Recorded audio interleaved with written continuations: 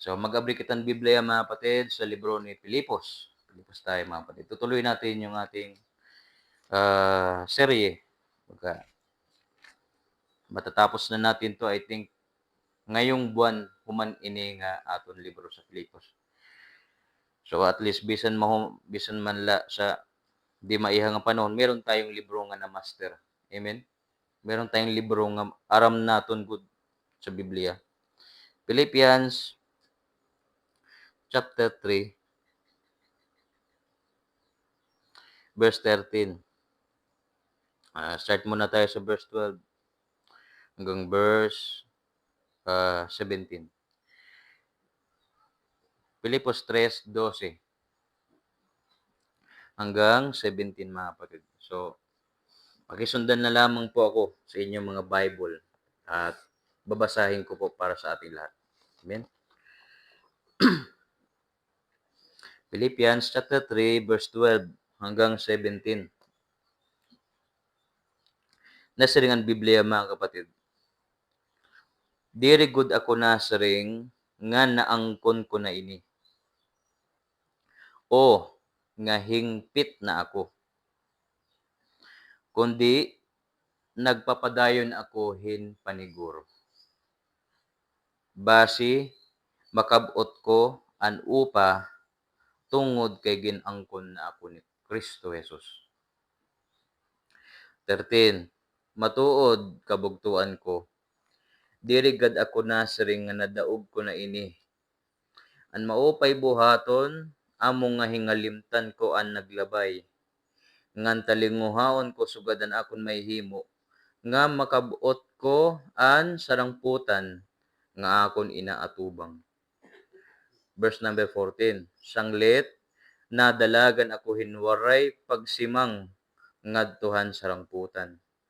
Basi madaog ko an upa nga amo an pagtawag han Dios pinaagi kan Kristo Jesus ngadtuhan kinabuhi nga waray katapusan.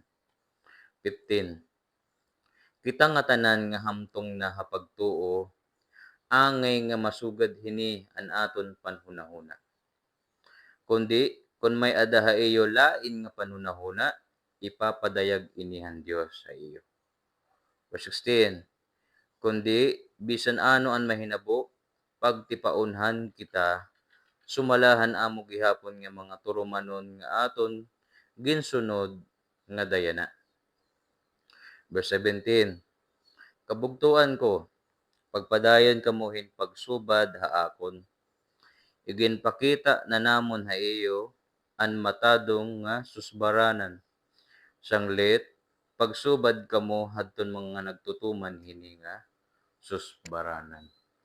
So pagpalain tayo ng Diyos mga kapatid, pinagi hini nga mga pulong sa pangalan ni Jesus. Amen. So tayo po'y makalingkod mga kapatid. Hira nga duha kay daan hira nakalingkod. So, bakit tayo tumatayo pag nagbabasa ng Biblia? Ito ay ekspresyon ng pagtahod natin sa salita ng Diyos. Amen? Inagalang natin sa salita ng Diyos. So, ngayong hapon ay pag-iistoryahan natin ang paglago sa buhay Kristiyano. Paglago.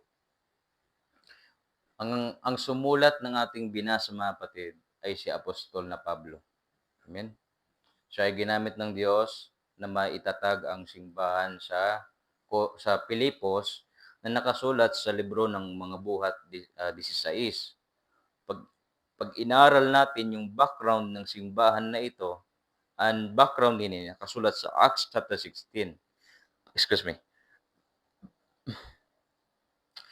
Kaya mga kapatid, makikita natin na ang Panginoon ay nagtatayo ng mga simbahan hindi sa paraan ng mga bagong simbahan, kundi nagpapatuloy ang gawain ng Diyos, pinagihan pagtuman han iyang mga pulong. So, hindi tayo nagtatayo ng simbahan, may founder, hindi po ganun. Ang pagdami ng mga churches, hindi dahil sa marami nagpa-founder, hindi, dumarami ang mga gawain dahil maraming sumusunod sa salita ng Diyos. Ano sabi ng Panginoon? Humayo kayo at gawin niyong tinun-an ang lahat ng mga tao. Bautismuhin niyo hira sa pangalan ng Ama at ng Anak at ng Espiritu. At sabi ng Panginoon, turuan niyo silang sundin ang lahat ng aking pinag-uutos. At klaro mapatid sa atin sa kanya nakasulat. Amen? Sa Mateo 28:19 hanggang 20. So si Pablo, hindi siya nagtatayo ng simbahan niya, kundi sumusunod lang siya sa kalooban ng Diyos. Naamo may mga natitindog, may mga tumatanggap sa Diyos sa bawat lugar, at doon ay natitirok ang mga magtinuuhon. So that is how church is. Yan ang paraan kung paano ang church ay nasisimulan. Hindi dahil may pumunta dyan, nagtindugit simbahan, iyaan sumiring iya, magbubot ako titindugon ko tak simbahan nga di. Dira siya. Kaya bisan hiya nga nagbabali, waray niya gahom. An may gahumla sa iya simbahan ang ginuula. Mateo 16:18. Ano sabi ng Biblia? Sumiring Jesucristo sa ibabaw ng bato na ito, itatayo ko ang aking simbahan. Kaya ka magtitindugin simbahan, nga daan na Ginoo nagtindog. So nagre-replica nala, nagmumultiply. Ang kinaibahan iba-iba nga mga dapit. Amen? Iba-iba nga mga dapit. Halimbawa, sa ating dito sa lugar na ito, noong 2019, ay hinayaan ng Panginoon na magsimula ang gawain ng Panginoon. Ang ating church sa Mayorga ay pumunta dito. Mga panahon na yon, lubak pa talaga galing sa kalubian. Lubak. Kaya nga, minsan pag bumabaha, talagang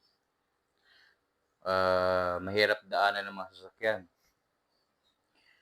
Pero hinayaan ng Diyos sa mga pagkakataon na yon para magkaroon ng gawain sa lugar dito. Amen? Sino ang founder ng simbahan dito sa Dulag? Hindi tayo. Hindi si pastor. Kahit si pastor sabi niya, hindi ako. Nagtumanla kita, ang sinabi ng Panginoon, na kayo ay pumayo. Amen? Kaya, natandaan ninyo mga kapatid, na ang church waray human founder. Waray tao nga nagtitindogin simbahan, waray. Ang Diyos lait may katungod hito, magtindog. Masaring raan, simbahan ni Iglesia, si Manalo, sa Mormon, si Joseph Smith. Dira siya. Waray katungod tao magtindog iya kalugar nga reliyon. Ang Panginoon lang. Sapagkat siya ang Diyos na nahimo nga tao. Siya ang matibay na pundasyon. Siya ang Diyos na nagkatawang tao, nagbigay ng kanyang sarili, namatay, nilibing, at muling nabuhay. Sanglit, ang simbahan hanggang ngayon nagpapatuloy. At ang simbahan, mga kapatid, ang gusto ng Panginoon, lumalago dapat. Amen? Kaya nga, ang buhay Kristiyano, hindi siya dapat stagnant. Makikita natin sa binasa natin kanina. Ano sabi ni Pablo? Diri gud ako nasiring nga naangkon ko na ini. So, balikan ko lang pagbasa mga kapatid. Diri gud ako nasiring nga naangkon ko na ini. O hingpit na ako. Bisan nga ni apostol na, waray sumiring nga, kompleto na ako, perpekto na ako. Diri na siring. Amen? Anong karon niya signon? Kundi nagpapadayon ako hinpaniguro base makabot ko an upa tungod kay ginangkon na ako ni Kristo Jesus. So ang buhay Kristiyano ay dapat nagpapatuloy, lumalago. Yung mga tumanggap kay Kristo ay dapat nakikitaan ng nakita natin dito. Nagpapadayon ako hinpaniguro. Amen?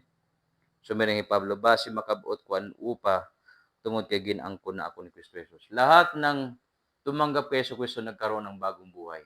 Amen? Hindi lang basta buhay na walang hanggan ang ginhatag sa Diyos. Nasa ang Biblia sa 2 Corinthians 5:17. Ang bisan ninyo nga nakig-usa kan Kristo Jesus. 2 Corinthians 5:17.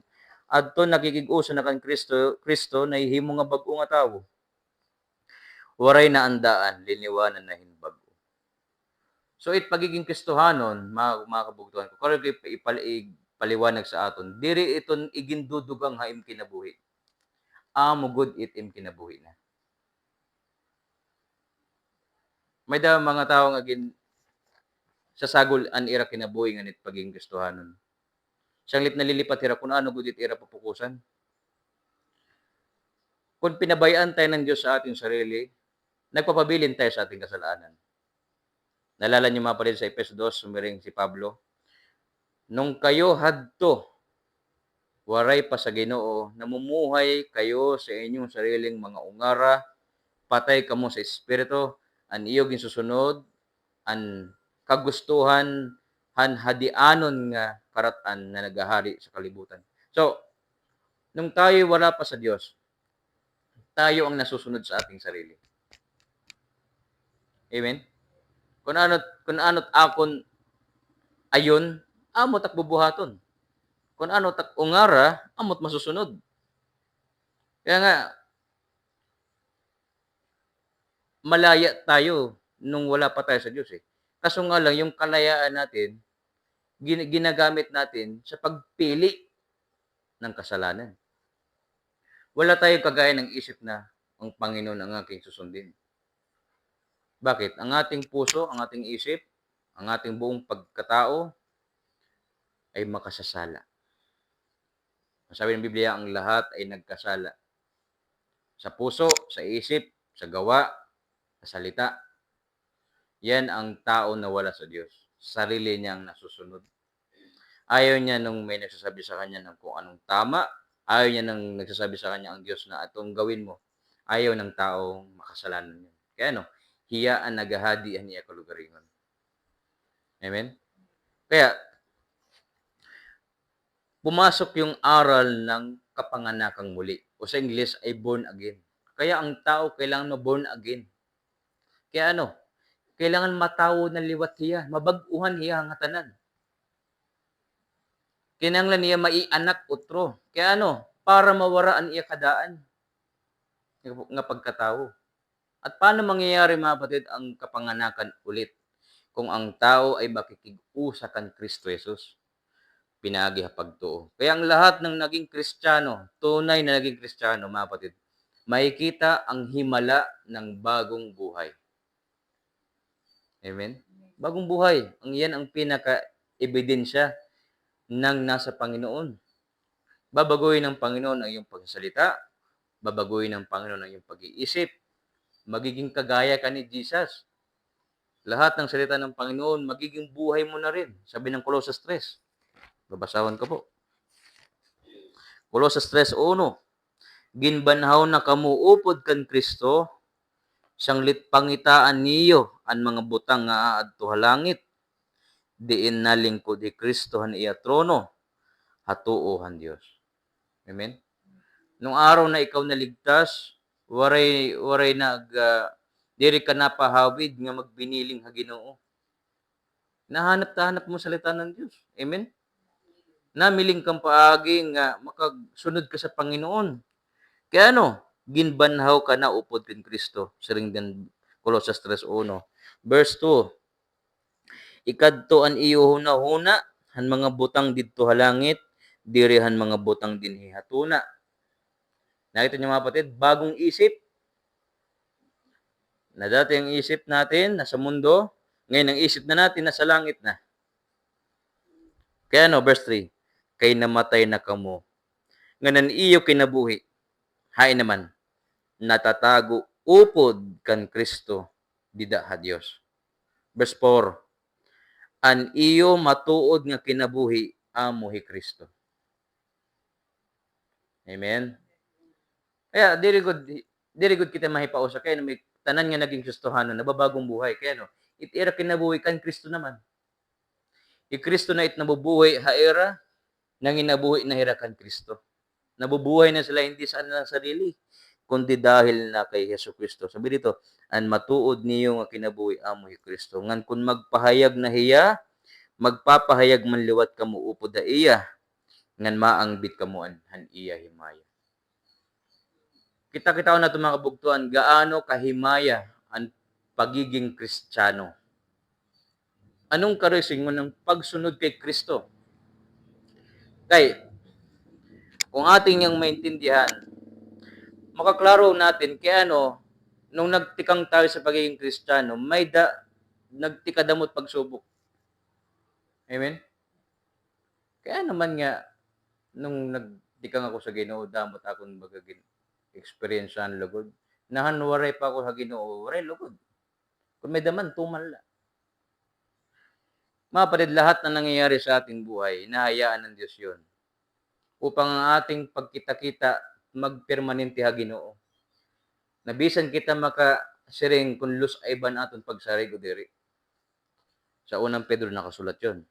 Balik muna tayo sa Filipos 3. So, ang ating paksa sa gabi ito, paglago sa buhay Kristiyano. Kailangan sabihin, klaro good, angay good nga maklaro, nga kung ano sa ada na kan Kristo, makikita an iya paglago. Waray nagtikang sa Panginoon, hindi lumalago. Basta nga ni buhi itanom na naturok. Amen? Di parehasan ginlalong ni Brother Melvin, 3 araw na, waray pa tumuro. Anong karising waray tumuro? Patay. Hindi lalago ang patay. Amen? Hindi nyo ang sinasabi. Yung patay, patay na yan forever. Pero kapag isang bagay buhay, may mangyayari. Ganon din ang mga buhay kay Kristo. Sino namang tao na buhay kay Kristo, makikita ang kanyang paglago sa spiritual na buhay. Magiging malambo, marabong, kagaya ng mga tanom. Balik na sa Filipos 3, mga kapatid. Ngayon, ginaano liwat it paglago? Amen? Paano lalago ang Kristiyano? So kanina, iginsaysay natin kung ginaano maging Kristohanon. Ginaano. Paano yon? Kapanganakang muli. Pananampalataya kay Yesu Kristo. Makig-usa kang Kristo Jesus. Amo iton it pagiging Kristohanon. Pagsisisi, binigyan ng bagong buhay ng Panginoon. Ngayon, paano naman magtutubo ang pagtuo ng Kristohanon? Ano sabi kanina? Diri gud ako nasring nga naangkod ko na ini. O nga, perfecto na ako, o hingpit na ako. Kundi nagpapadayon ako hinpaniguro. Amen? Anong ginbubuhat ni Pablo? Base siya maglago? Base siya maging malinambuon? Maging mainuswagon ng Kristiyano? Ginaano niya? Nagpapadayon niya hinpaniguro. Base makabot niya an upa tungod kay ginangkon na hiya ni Kristo Jesus. So mga kapatid, isa sa makikita natin sa taong buhay, nagpapatuloy. Amen? Nagpapadayon, buhay. Yung patay, hindi makapagpatuloy yan. Kahit anong pilit mo, hilain. Ba, may patay dyan. Kaya nga, nung nakakalungkot, nung panahon ng Yolanda, bisan warek din, may mga nag-istorya ako, no? Mga patira natin, na yung mga bangkay, inihila nila. Kung buhay yung tao na yun, hilain mo ba yun? Mabuhatad to. Hindi kalugaringon. Pero tungod kay patay hiya, hilain mo. Baga piniritay. Nakuha niyo mga parid ko. Kaya sa buhay Kristiyano, makikita mo yung anong ibig sabihin ng buhay sa Panginoon. Makikita mo yung pagkukusa. Mabuhat yan, iya kalugaringon. Hindi mo kailangan hilain yan. Hindi mo kailangan piriton yan. Kaya nga, yung pagpapatuloy sa Panginoon, ebidensya na ikaw ligtas eh. Amen? Ebidensya yan. Di mo nakikita, misa nga, nagdududa ka pa sa kaligtasan mo eh. Siya dito, nagdududa sa kaligtasan. Hindi naiwasan yan. Misa nag-iisip ka, ligtas bago. Nangyayari yan. Pero ano yung nagiging nagpapanatag sa'yo? Salita ng Diyos. Amen? Ano pa? Ikalawang nagpapanatag sa'yo, nagpapakalmahan imo pagruha-duha, yung paggios ang Ginoo. Nasabis ano nga, kabutangan naton sa buhay Kristiyano, nahimo naton magpadayon. Ito yan, mga kapatid. Kapag naging anak ka ng Diyos, hindi ka pababayaan ng Ama mo sa langit. Amen? Siya nga, Yung anak nga na nagpapasaway sa bahay, eh. Kahit na pipinasaway, mahal pa rin ng magulang. Amen? Gano'n yun, eh. Kaso nga lang, may dadisiplina nga ho. Kasi ang turing ng Diyos sa kanyang mga anak, anak. Minamahal niya ang kanyang mga anak. Amo, minsan ang Diyos nagtuturo talaga. Nagpapadala ang Diyos ng mga aral, mga leksyon, para matutunan ng kanyang mga anak ang iyang kalooban. So, makikita natin mga kapatid, nagpapadayon din paniguro. Ang buhay na Kristiyano nagpapatuloy. Kaya kahit hindi mo sunduin yan, makukusa yan. Sinusundo lang yung mga bago. Bisita. Yan, bisita. Ano pa? Pipilitin mo ba mag-pray yan? Kung ligtas yan? Tatawag yan sa Diyos. Galatia 4:4. Tungod kay mga anak kamo sa Diyos, ang espirituhan Diyos, iginpalo sa dayo kasing-kasing, na ano, amot nasinggit, amot naguliat, anong guliat ng Espiritu sa ating puso. Sabi ng Biblia, natawag kita sa Diyos na amay. Amen? Verse 6, Galatia 4:6. Diri nga in 4 mga kapatid.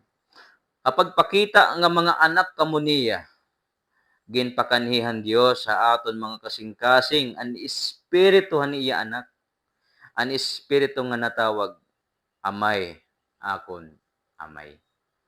Amen. Kaya ang anak sa Dios, hindi mo yan kinahanglan piriton mag-ampo ka daw. Hindi mo kailangan yan. Kusa yan. Amen. Waray pinagkaiba sa taong gutom. Pag gutom, makaon good. Hindi mo kailangan pilitin yan. Gutom ako ha. Kukusa yan. Pupunta sa kusina. Bubukas siya ng kung ano may dadida. Waray pinagkaiba sa uro-uro na hiya. Kailangan mo ba piriton nga? Uy, uro nito ganito. Diri. Magkukusa yun. Nagiging normal. Amen? Bakit? Bagong buhay niya na sa Panginoon yan eh. Nagdadasal. So, nakikita natin, yung Kristiyanong buhay, ulitin ko, hindi na tayo matatagal, mga kapatid, nagpapakita ng mga ebidensya, mga bunga. Bunga yun eh. Mga ginbago ng Diyos sa imo. Nahadtuwaray, yan na may dana. Ano to? Na ikaw ay naniguro. Amen? Naniguro ka, nga ano man. Basi, ayun, nagpapadayon paniguro. Basi makabuot pan upa tungod kay ginangkon na ako ni Kristo Jesus. Kaya, kahit mahirap mga kapatid, magpatuloy tayo. Amen? Mahirap. Alam niyo mga kapatid, isa yan sa nagpapalakas sa akin, ang inyong pagpapatuloy. Bakit? Anong pinapaisip sa akin ng Panginoon? Mga anak ko yan.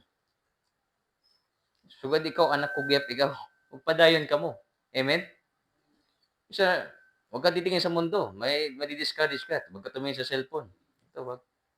Manghihina ka pag sige ka cellphone. Bakit? Puro makita mo sa Facebook, puro mga negatibo. Pag permi ka din stay, may nga panahon. Pag gabi na mahina yung kalooban. Masupay kung di kita magbabad. Amen? Di kita mag-iha pag binasa. Lalakas ang ating pananampalataya sa salita ng Diyos. So, makikita natin mga kapatid, una, ano yung ating aral sa gabi ito? Makikita ang Kristiyano kung buhay at lalago siya kung siya'y naniguro sa pagpapadayon. Amen?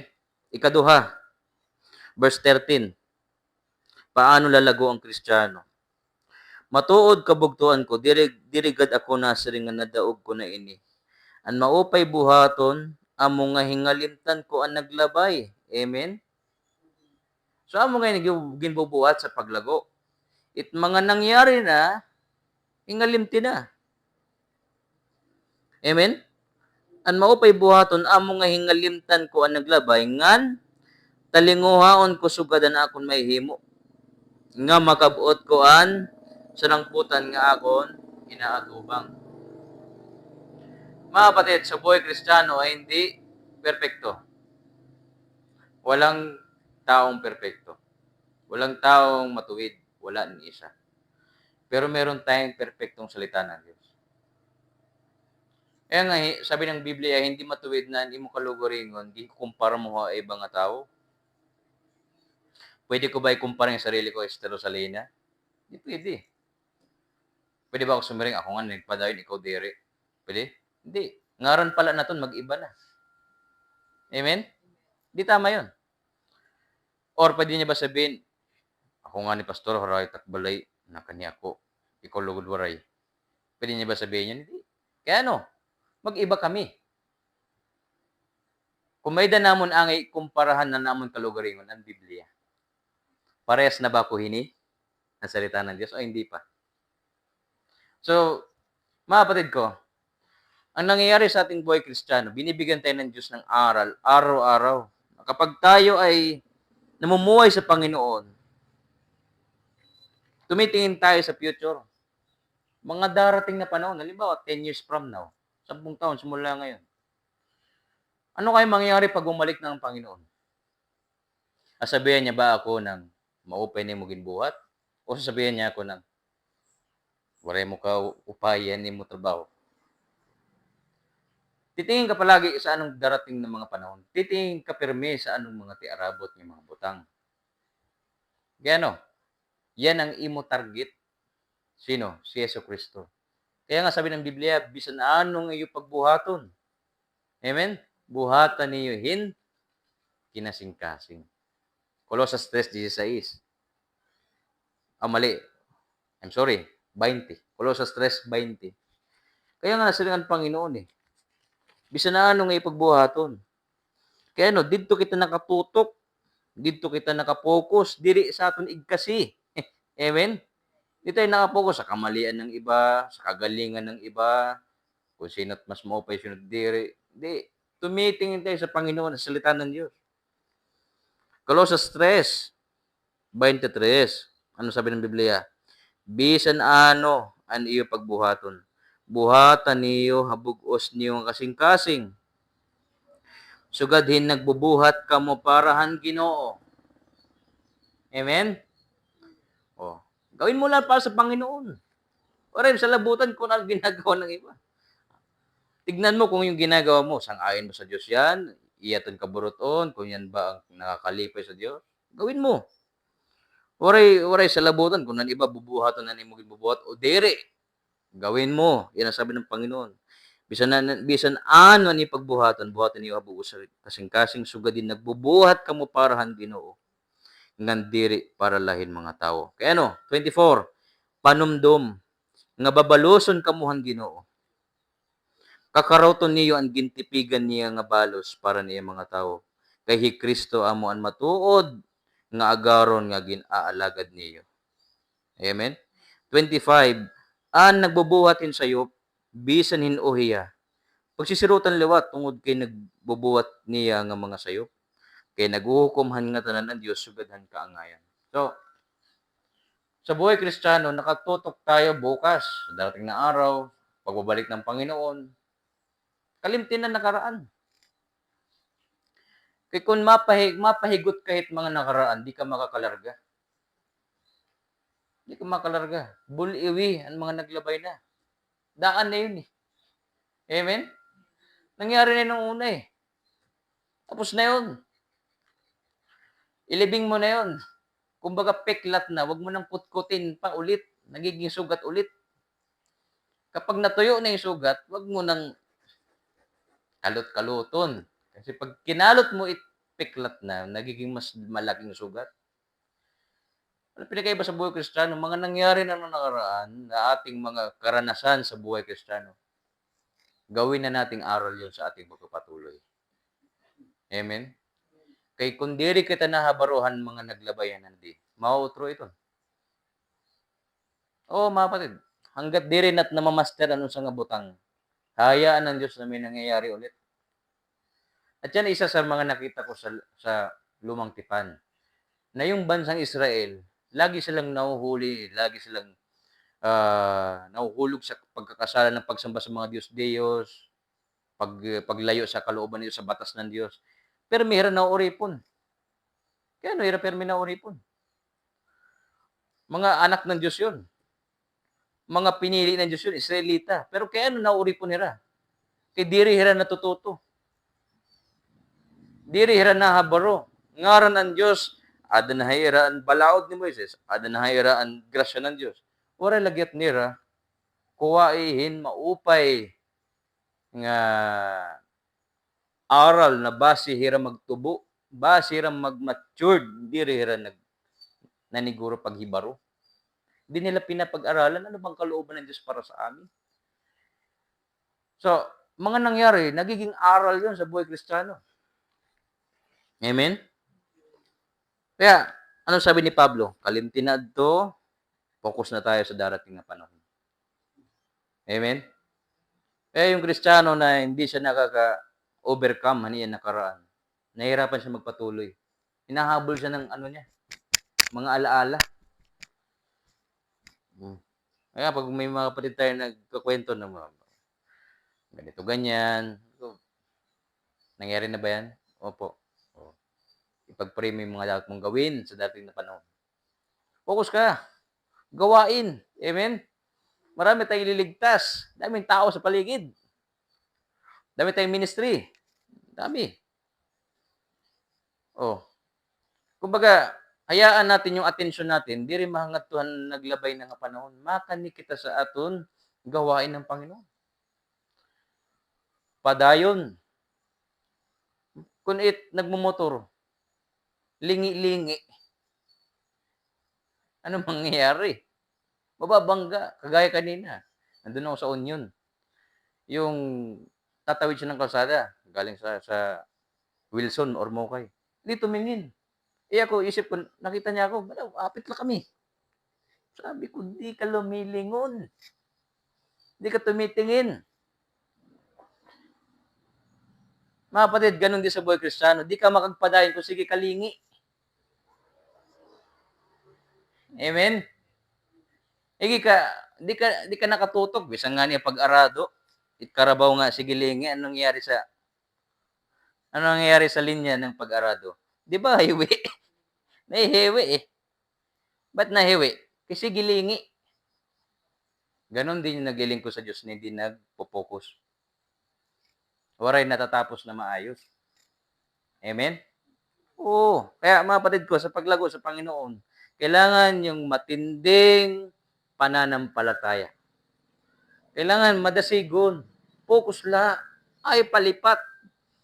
Gagamitin tayo ng Panginoon. Hindi pwede na mabilis mawala yung atensyon mo sa Panginoon. Lagi mong aalagaan yun. Yung imo pag-serve sa Diyos na waray nakakahawi da imo, mo malinis na konsensya, mo maupay nga pagtuo, babantayan to nimo permanente. Kung usala di da magsayop, mamawara ka sa buruhaton. To yun. Baka ka motor nga wariha kondisyon. Bisan maupit makina, di rin magagamitan. Kaya wariha kondisyon. Mga kapatid, gumagamit ako ng mga halimbawa upang maintindihan natin. Amen? So, anong ginagawa sa paglago? Paniguro, pagpadayon. Ikaduha, kalimtinaan mga naglabay. Magpatuloy tayo. Amen? Tumingin tayo sa mga gawaing paparating. Labi na hanti arabot ng pagbalik kang Ginoo. Sunod, mga kapatid, balik tayo sa chapter 3. Verse 15, kita nga tanan nga hamtong na hapagtuo, angay nga masugad iniyan aton panunahona. Amen? Kundi kung may ada ha iyo lain nga panunahona, ipapadayag inihan Diyos sa iyo. Amen? Dapat sa church, may isang isip, isang puso. Pero ang sabi ni Pablo, kung may daha iyo lain nga panunahona, ipapadayag ng Diyos doon sa iyo.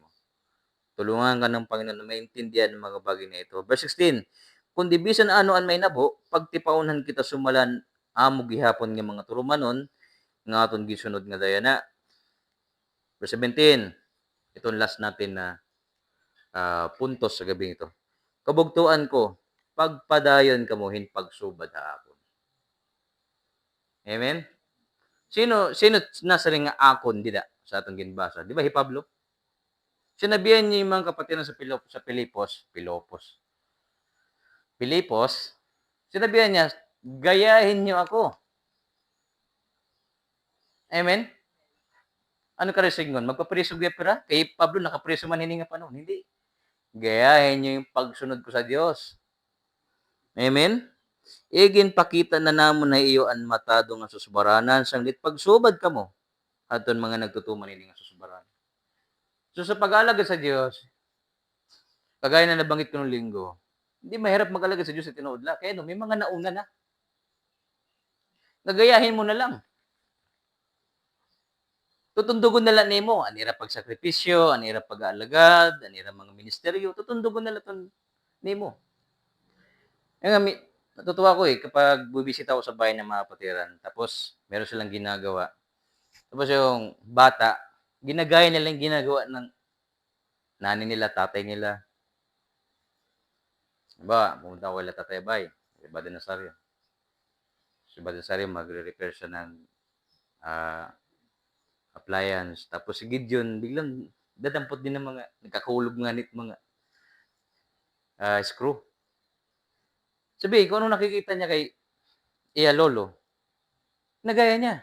Kunin siya. Sabi ko, isip ko, talino itong batang ito. Kasi mabili, lahat na nakikita niya, naririnig niya, nararamdaman niya, nagagaya niya. Hindi siya mahirap turuan. Hindi mo kailangan sabihin, puro talaga ito. Hindi, puro talaga. Si Calix nga, narinig niya lang, uni ng, tuko. Saring nila iya mama, tuko daw. Tuko.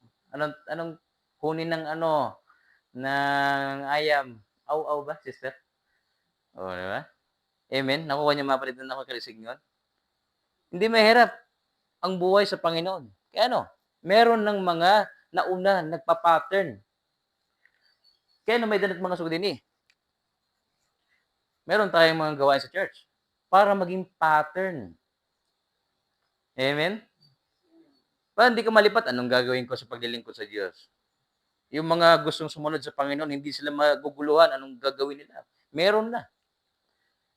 At kung meron kang nakukonfyusan, pwede ka magtanong. Amen? Pwede ka magkaroon ng patnubay sa imong buhay Kristiyano. Kaya sabi ni Pablo, sundan nyo lang ako. Tignan nyo yung pag-ibig ko, sabi ni Pablo. Meron si Pablo sinisiring sa 1 Corinthians 13. Basahon ta, mga kapatid. 1 Corinthians 13. So, kanina pinakita ko yung pagkatuto kasi merong mga gumagawa noon, mabilis silang makuha, kagaya ng mga bata.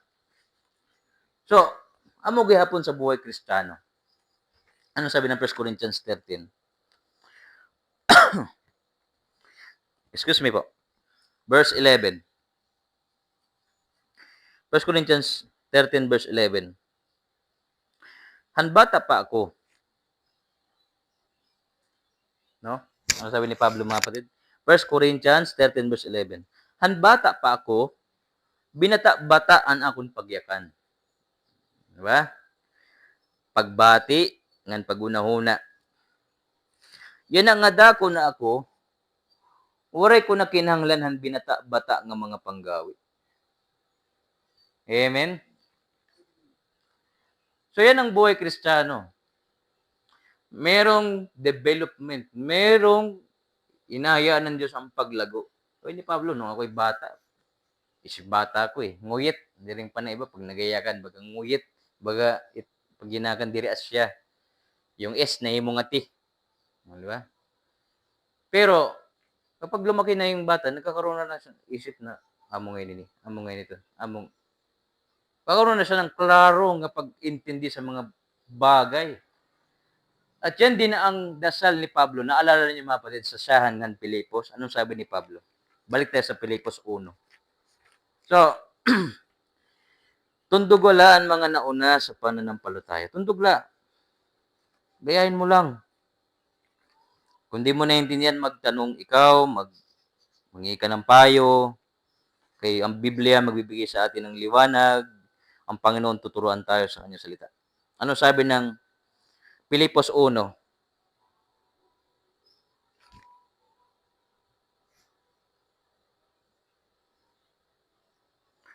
1:9. Anon ampo ni Pablo sa mga kapatid sa Pilipos?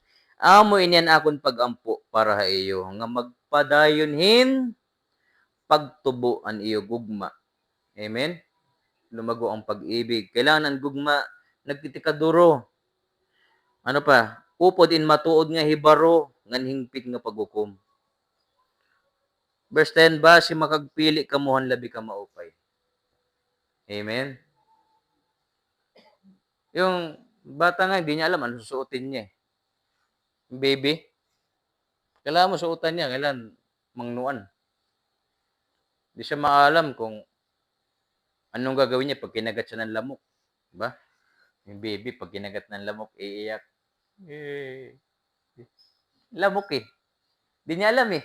Hindi niya kayang, Mas ka dyan. Esther Rosal, kagating ka ng lamok, ano gagawin mo? Iyak ka. Amen? Nakita niyo mga kapatid, pinagkaiba ng paglago. Nakuha niyo mga kapatid ko? Nagkakaroon ng sadang hibaro. Lumalakas. Nagkakaroon ng matibay na pananampalataya. Magkakaroon ng malakas na discernment. Hibaro. Sabi dito, paghukom. Amen? So kaya malaking epekto sa church kung yung pastor hindi rin lumago. Paano niya matuturuan ng church? Pag inaaway siya, mangangaway din siya. Kung yung pastor, baga, isip bata. Kung yung pastor, may problema lang, aalis na. Kung yung pastor, hindi marunong magmahal, malaking epekto sa church yun. Kaya ang Panginoon, nung binuhat niya yung krus, yung inasa niyang krus, nakita natin doon yung pagiging pastor niya. Amen? Wari niya sumiring. Pedro, kadi daw, ikaw mag-alsa ng krus ko. At tumani ang mga membro. Amen? Wari niya sumiring. Juan, di ba? Tututo ka naman sa akin eh. Ikaw magbuhat ng krus. Oh, bigat-bigat eh. Lalakad lang ako. Binuhat ng Panginoon yung krus eh. Kahit na yung likod niya, wala nang laman eh. Alam niyo mga parid, yung tinuod nga pagkaresang sa krus, hindi basta karesang. Ginlalatiguan na eh. At yung latigo mga patid, itdulo sa ito may kulo. Na kapag pinalo sa laman niya ng tao, paghatak ng paghugot, na upod it unod. So imagine na mga patid, itlawas ang Ginoo sa iya iresang. Luray-luray. Doon ko gihap na sabtan mga patid, nan Ginoo makusog gihap. Ani lawas andam hadto nga sakripisyo. Kaya waray hiya matumba, waray hiya mahimatay. Ngaran iya lawas naibanan na ng mga unod. Niya dugo nag-inawas. Pero sumiring, Pedro, ikaw daw mag-alsa. Total, upod naman ikaw permi. Waray. Makita natin mga kapatid ang pagiging alagad ni Yesu Kristo. Amen. Roma 15:1. Masahon tayo mga kapatid. Ano sabi ng Biblia? Roma 15. Kaya mga kapatid, doon tayo natuto sa Panginoon natin. Amen? Anong klaseng pagkatuto? Natutunan natin magsakripisyo para sa Kanya. Sakripisyo para sa mga kapatid na may hina pa. Sa mga kapatid nating bago pa. Kaya nakita natin yan sa Panginoon natin. Amen? Tinuruan niya tayong magmahal. Tinuruan niya tayong umibig. Lagpas pa sa ating kakayanan. Roma 15:1. Ano sabi ng Biblia? Kita nga magdigon ang pagtuo. Roma 15.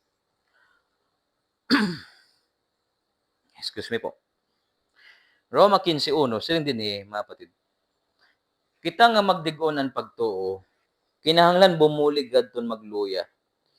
Hin pagpasanan ira magbugat nga mga daladon ngan diri magpahalipay an aton kalugaringon. Basto lugod magpahalipay kita nga tanan aton kabugtuan tungod an ira kaupayan base magmarigunan ira pagtuo. Verse 3, kay waray hi Kristo magpahalipay an ira kalugaringon. Lugod sumalan siringan kasuratan an mga pagtamay nga iginyubit ha imo naingan hihaakon. Amen. Yung mga paglatigon na unta para haakon ginsaluhan Ginoo. Iya ang nag-angkonan aton mga para haaton unta nga karatan, hiya ang nagdara. Kaya mga kapatid ko, sa paglago sa buhay Kristiyano, tinuro sa atin ngayong gabi. Amen? Hindi dahil sa kailangan nating lumago. Mga kapatid, daan na kita malago. Amen? Kaso nga lang, ang paglago, hindi dapat isa-isa lang. Dapat buong iglesyang lumalago. Amen? Dapat buong iglesia. Kaya kapag ang iglesia hindi malago, mahihirapan tayo mag-alagad sa Diyos ng sama-sama. Mahirapan tayo. Hindi natin maalalayan ng bawat isa. Sa rin panangkanta, loving God, loving each other. Kailangan lumago yung malasakit sa bawat isa. Lumago yung pag-ibig. Lumago yung kaaram. Or else, hindi makikita ng mundo na tayo ngayong mga anak sa Diyos. Anong sabi ng Biblia? Sabi ng Panginoon natin, by this shall all men know that ye are my disciples if ye love one another.